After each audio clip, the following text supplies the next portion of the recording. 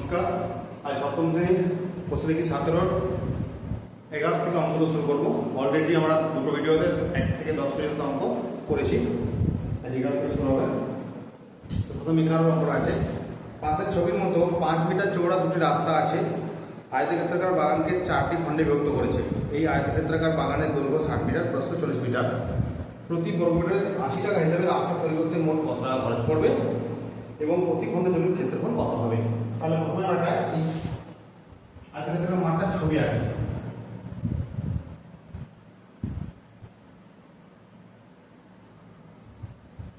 এরকম একটা আয়তক্ষেত্রাকার জমি আছে বা বাগান আছে।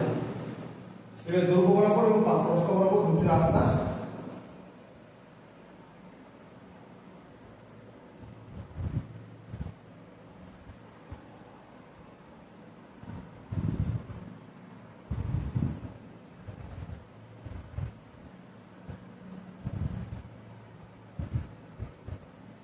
এইভাবে 5 মিটার চওড়া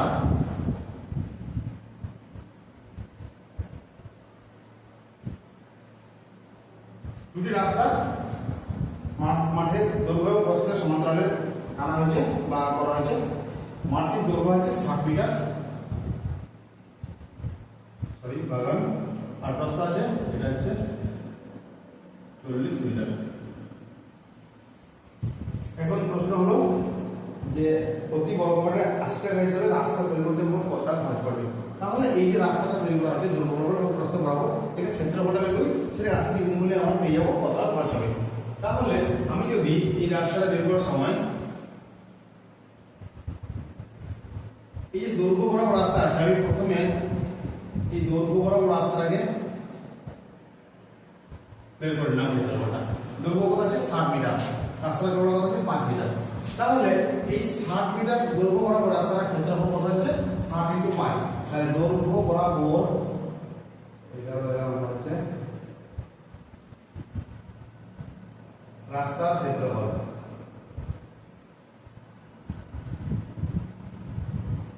রাস্তার দৈর্ঘ্য আছে 60, প্রস্থ আছে 5, 300 বর্গ মিটার।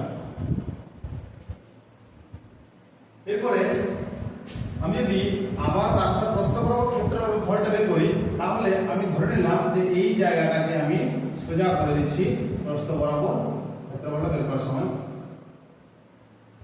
তাহলে প্রস্থ বরাবর ক্ষেত্রফল কত? প্রস্থ 40 মিটার আর রাস্তার চওড়া 5 মিটার। তাহলে প্রস্থ বরাবর রাস্তার ক্ষেত্রফল 40 × 5 200 বর্গ মিটার। তাহলে দৈর্ঘ্যের দিকে রাস্তার ক্ষেত্রফল 300 মিটার, প্রস্থের দিকে রাস্তার ক্ষেত্রফল 200 মিটার। যোগ করে পেয়ে যাবো রাস্তার মোট ক্ষেত্রফল কত। রাস্তা মোট ক্ষেত্রফল 300 + 200 সমান 500 বর্গ মিটার। কিন্তু একটা জিনিস লক্ষ্য করার বিষয় হলো, সেটা হলো যখন আমরা দৈর্ঘ্য বরাবর রাস্তা করেছিলাম তখন এই যে মাঝের অংশটা, এইটা তো বরাবর রাস্তা করা হয়ে গেছিল, এই বরাবর রাস্তা করেছিলাম, তখন এখানে এই মাঝটা রাস্তা ধরা হয়েছিল। ফের যখন আমরা দ্বিতীয়বার রাস্তা করলাম তখন এই জায়গাটা ধরা হয়েছে, এই জায়গাটা প্রস্থ বরাবর করার সময় ধরা হয়েছিল। কিন্তু হিসাব মতো প্রথমবার রাস্তা করা হয়ে গেছে, দ্বিতীয়বার রাস্তা করার প্রয়োজন পড়ে নাই। কিন্তু এখানে 200 মিটারের মধ্যে এই যে জায়গাটা মানে 5/5 একটা বর্গাকার যে পরস্পরকে ছেদ বলছে, সেই ছেদ অংশের যে জায়গাটা, সেটা এই 200-র মধ্যে ধরা হয়েছিল আর 300-র মধ্যে ধরা হয়েছিল। কিন্তু রাস্তা করা হয়েছে একবার, কিন্তু আমরা এখানে দুবার ধরে নিয়েছি। তাহলে এই দ্বিতীয়বার যে আমরা রাস্তাটা এখানে করি নাই, অথচ ধরেছিলাম, সেই পরিমাণ রাস্তার ক্ষেত্রফলটা আমাকে এখান থেকে বাদ দিতে হবে। অর্থাৎ এই যে টোটাল ক্ষেত্রফল পেলাম 500 বর্গ মিটার, তার থেকে এই 5 মিটার বাই 5 মিটার মানে 5 × 5 = 25 বর্গ মিটার জায়গা রাস্তা আমার এখানে দুবার ধরা হয়েছে, কিন্তু আসলে করা হয়েছে একবার। সেই জন্য এই পরিমাণ জায়গা আমাকে বাদ দিতে হবে। তাহলে রাস্তার মাঝের ছেদ অংশের ক্ষেত্রফল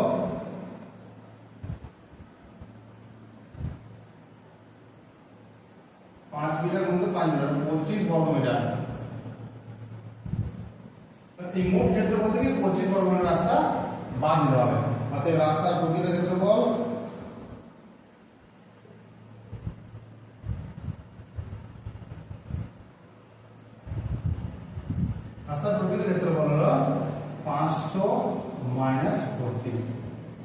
475 বর্গ মিটার। এটা হলো রাস্তার অ্যাকচুয়াল ক্ষেত্রফল। কিন্তু অঙ্ক করার সুবিধার্থে আমরা প্রথমে দৈর্ঘ্য বরাবর পুরো রাস্তার ক্ষেত্রফল হলো 300 বর্গ মিটার, প্রস্থ বরাবর ক্ষেত্রফল হলো 200 মিটার, যোগ করলে 500 বর্গ মিটার। কিন্তু যেহেতু নীতিমালা আমরা ধরে নেই, তার জন্য ওই পরিমাণ রাস্তা আমাদের বাদ দিতে হলো।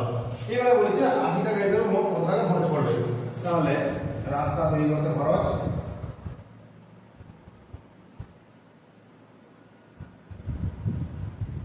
475 গুণিত 80, 0 8 5 40 0 হাতে 4, 8 56 60 0 হাতে 6, 8 4 32 হয় 38,000 টাকা। এবারে এই দুটো রাস্তা তৈরি করার ফলে সমগ্র জমিটা 4টে খণ্ডে বিভক্ত হয়ে গেছে। তাহলে আমার এই 4টে খণ্ড বলছে যে প্রতি খণ্ড জমির ক্ষেত্রফল কত। তাহলে আমরা কি করব, এগুলো করার জন্য আমি আগে বের করব সমগ্র জমিটার ক্ষেত্রফল কত, 60 গুণিত 40। আর এই যে রাস্তার ক্ষেত্রফলটা বাদ দিয়ে বাকি জায়গাটা 4টে খণ্ডে বিভক্ত হয়েছে, সেটাকে 4টে ভাগ করে প্রতি খণ্ডের ক্ষেত্রফলটা পেয়ে যাব। তাহলে সমগ্র জমিটি রাস্তা সহ জমিটি, সেখানে বাগান আছে, বাগান লিখতে হবে, বাগানটি ক্ষেত্রফল 60 গুণিত 40, 24 বর্গ মিটার। এখান থেকে রাস্তার ক্ষেত্রফল বাদ দেবো, রাস্তা বাদে জমিটি ক্ষেত্রফল, রাস্তা বাদে ক্ষেত্রফল কত হবে, 2400 মাইনাস 475, 5 2 9 1925 বর্গ মিটার। তাহলে এই যে 1925 বর্গ মিটার রাস্তা বাদে জায়গার ক্ষেত্রফল পাওয়া গেল, সেইটা 4টে খণ্ডে বিভক্ত হয়েছে। তাহলে প্রতি খণ্ডের ক্ষেত্রফল কত হবে, ওটাকে 4টে ভাগ করতে হবে। অর্থাৎ প্রতি খণ্ড জমির ক্ষেত্রফল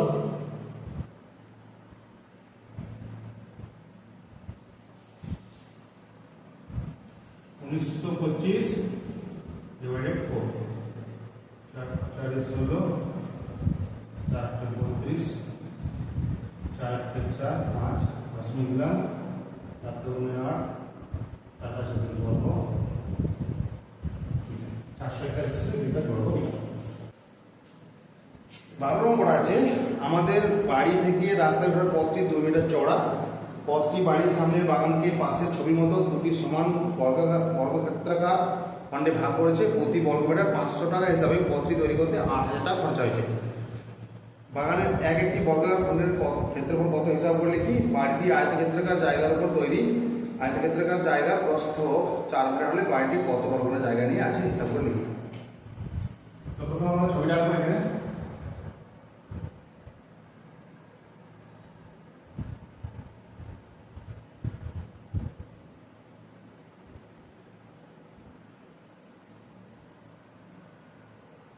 এটা বাড়িটা, আর এখানে দুটো বর্গাকার খণ্ডে মাঝে হচ্ছে রাস্তা, এটা বর্গাকার খণ্ড, এটা বর্গাকার খণ্ড। এখন দেওয়া আছে প্রতি বর্গমিটার 500 টাকা হিসাবে মোট 8000 টাকা খরচা হচ্ছে রাস্তাটা তৈরি করতে। তাহলে এক বর্গমিটার যদি 5 টাকা হয় আর মোট খরচ যদি 8000 হয়, তাহলে রাস্তাটা কত বর্গমিটার ভাগ করলে পেয়ে যাবো। তাহলে প্রথমে আমরা বের করবো সেটা হচ্ছে রাস্তাটির ক্ষেত্রফল। রাস্তাটির ক্ষেত্রফল কি পাবো, 8000 কে 500 টাকা দিয়ে ভাগ করবো। 8000 ডিভাইড বাই 500, 5 দিয়ে কাটলে 5 16 80, 16 বর্গ মিটার।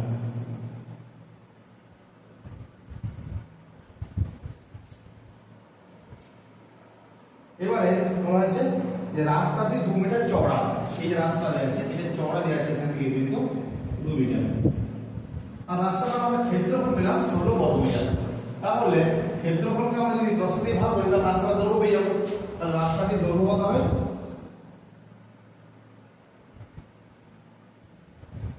ক্ষেত্রফল 16/2 সমান হচ্ছে 8 মিটার। তাহলে এই রাস্তার দৈর্ঘ্য পেলাম আমরা এটা 8 মিটার। এবারে রাস্তার দৈর্ঘ্য যতটা এই বর্গাকার খণ্ডগুলো দৈর্ঘ্য ধরে যেহেতু বর্গাকার খণ্ড তাহলে এইদিকে 8 মিটার হলে এটা হবে 8 মিটার, অর্থাৎ দৈর্ঘ্য প্রস্থ সবই সমান সমান হবে 8 মিটার হবে। তাহলে এই বর্গাকার খণ্ডেরও দৈর্ঘ্য প্রস্থ হবে 8 মিটার, প্রস্থ হবে 8 মিটার। তাহলে প্রশ্ন হচ্ছে যে একটি বর্গাকার খণ্ডের ক্ষেত্রফল কত? তাহলে বর্গাকার খণ্ডগুলো পেলাম দৈর্ঘ্য 8 মিটার হয়। তাহলে প্রতিটি বর্গাকার খণ্ডের বাহুর দৈর্ঘ্য সমান 8 মিটার।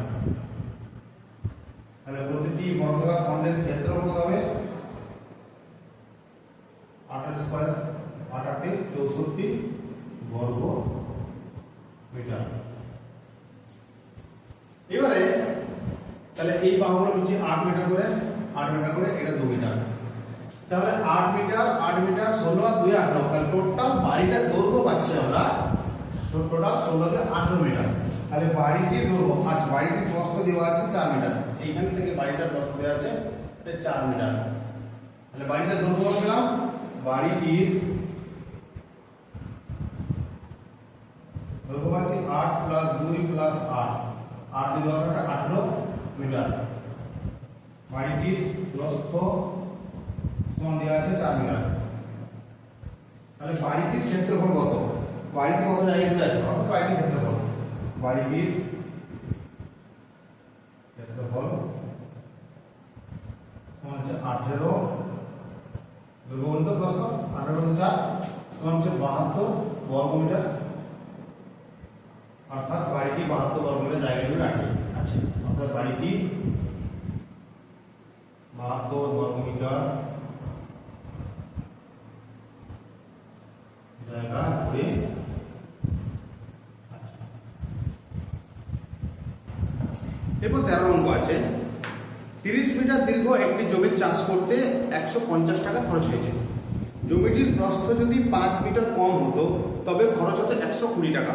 জমিটির প্রস্থ কত? তো এরকম একটা জমি আছে, 13 অঙ্ক।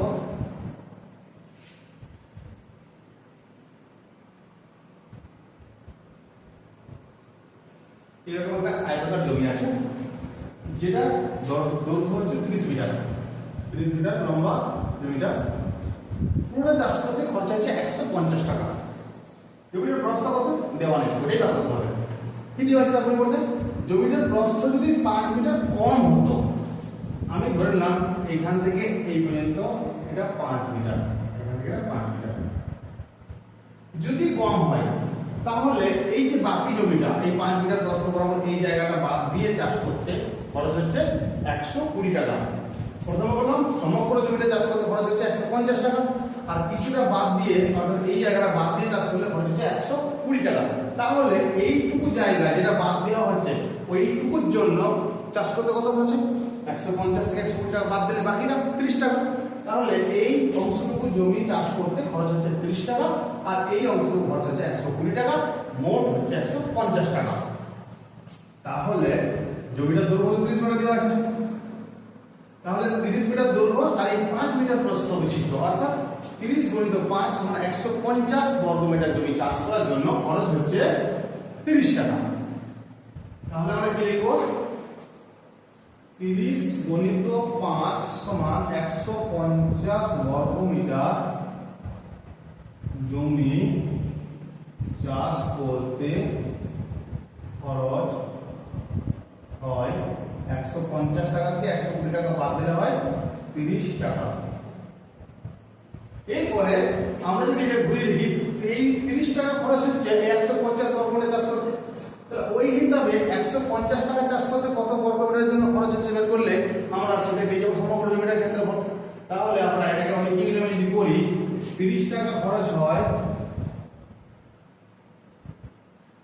150 বর্গ মিটার জমি চাষ করতে, 1 টাকা খরচ হয় 150/30 বর্গ মিটার জমি চাষ করতে। তাহলে 150 টাকা খরচ হয় 150 বাই 30 গণিত 150 0 0 3 5 15 5 15 750 বর্গ মিটার চাষ করতে। তাহলে বলা হয়েছিল যে 150 টাকা খরচ হচ্ছে সমগ্র জমিতে চাষ করতে, আর 150 বর্গ মিটার খরচ হচ্ছে 150 টাকা খরচ হচ্ছে 750 বর্গ মিটার জমি চাষ করতে। তাহলে আমরা বলতে পারি এই 750 বর্গ মিটারই হলো সমগ্র জমির ক্ষেত্রফল, অর্থাৎ 150 টাকা যেটা খরচ হলো মোট, তাহলে মোট জমির ক্ষেত্রফল পেয়ে গেলাম। এবার মোট জমির ক্ষেত্রফল যদি 750 বর্গ মিটার হয় আর দৈর্ঘ্য দেওয়া হয় 30 মিটার, ক্ষেত্রফলকে দৈর্ঘ্য দিয়ে ভাগ করলে আমরা জমিটার প্রস্থ পেয়ে যাব। তাহলে লিখব অতএব জমিটির প্রস্থ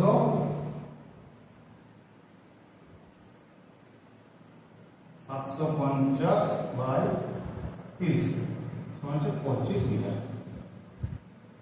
তাহলে আমরা পেলাম জমিটির প্রস্থ সমান 25 মিটার। 14 দিকের অঙ্কটা আছে, একটি আয়তক্ষেত্রাকার হল ঘরের দৈর্ঘ্য 30 মিটার এবং প্রস্থ 18 মিটার। ঘরটির মেঝে বাঁধাতে 3 ডেসিমিটার বাহু বিশিষ্ট কতগুলি বর্গাকার টালি লাগবে? তাহলে প্রথমে এই হলঘরটা যে দৈর্ঘ্য প্রস্থ মিটারে আছে এগুলোকে ডেসিমিটারে করে নিতে হবে।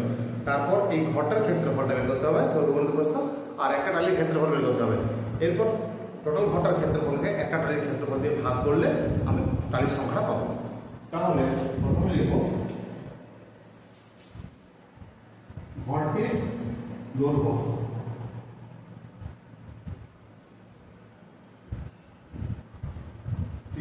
মিটার সমান, মিটারকে 10 দিয়ে গুণ করলে ডেসিমিটার হয়, 300 ডেসিমিটার।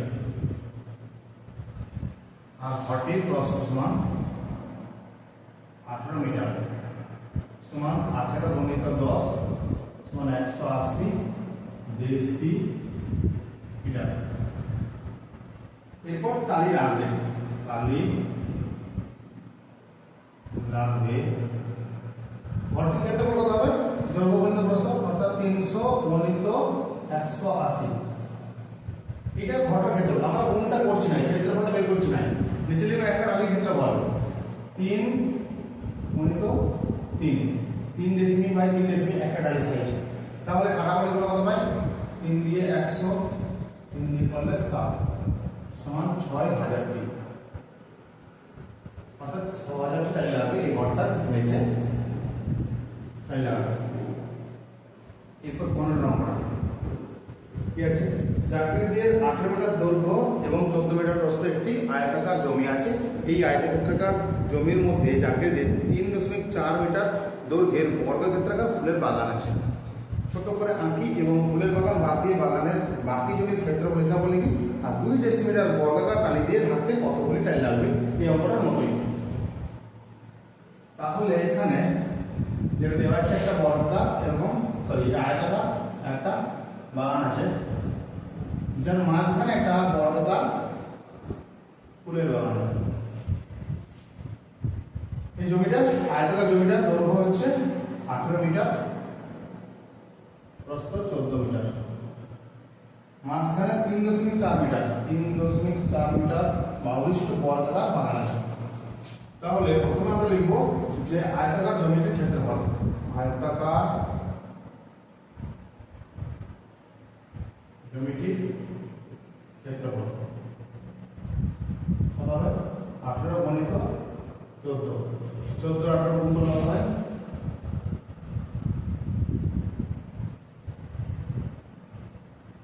252 বর্গ মিটার। এরপরে এই মাঝে যে 3.4 বাই 3.4 বর্গাকার বাগান আছে তার ক্ষেত্রফল কত বের করব? তাহলে বাগানের ক্ষেত্রফল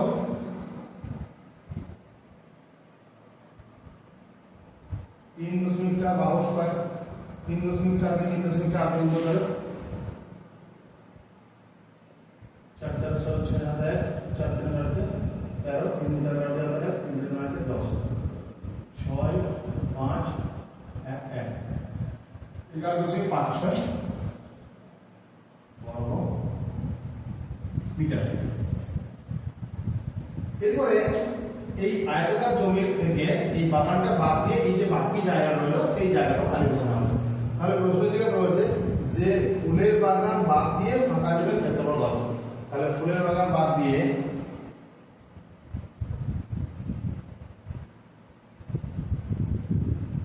বাকি জমির ক্ষেত্রফল।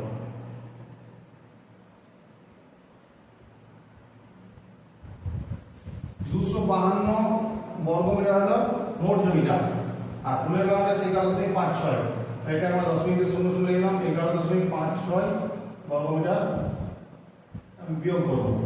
6 × 10 4 দিলে হাতে, 5 × 6 × 10 4 দিলে হাতে, এটা 2 0, এটা 4, 240 4 4 বর্গ মিটার। তাহলে এটা হলো ফুলের বাগান বাদ দিয়ে বাকি যে ফাঁকা অংশ জমিটা হলো তার ক্ষেত্রফল। তো এখানে বাগানটার ক্ষেত্রফল বের হলো বর্গ মিটারে, আর টালির সাইজ আছে 2 বর্গ ডেসিমিটার, 2 ডেসিমিটার করে দৈর্ঘ্যের বর্গাকার টালি। তাহলে এই বর্গ মিটারটাকে আমাকে বর্গ ডেসিমিটার করতে হবে। আমরা জানি যে মিটারকে ডেসিমিটার করলে 10 দিয়ে গুণ, যেহেতু বর্গ মিটার আছে, তাহলে বর্গ মিটারে দুটো বর্গ মিটারের গুণ আছে, তাহলে বর্গ মিটারকে বর্গ ডেসিমিটার করলে 10 গুণ 10 অর্থাৎ 100 দিয়ে গুণ করতে হবে। তাহলে সেই ক্ষেত্রে এখানে হবে 2 4 0.44 বর্গ মিটার গুণিত 100 সমান কি হবে 24044 বর্গ ডেসিমিটার। তাহলে বর্গ মিটারকে বর্গ ডেসিমিটার করলাম, আর এক টালির ক্ষেত্রফল 2 × 2, তাহলে আপনার টালি লাগবে জমিটার ক্ষেত্রফল 24044 বর্গ ডেসিমিটার বাই 2 × 2 সমান যে 2 দিয়ে কাটলে পাচ্ছি আমরা 1 2 0 2 2, এর 2 দিয়ে কাটলে 6 0 1 6011টি।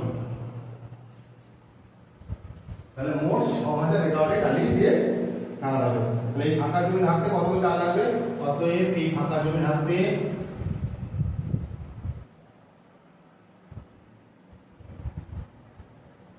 6011টি টালি লাগবে।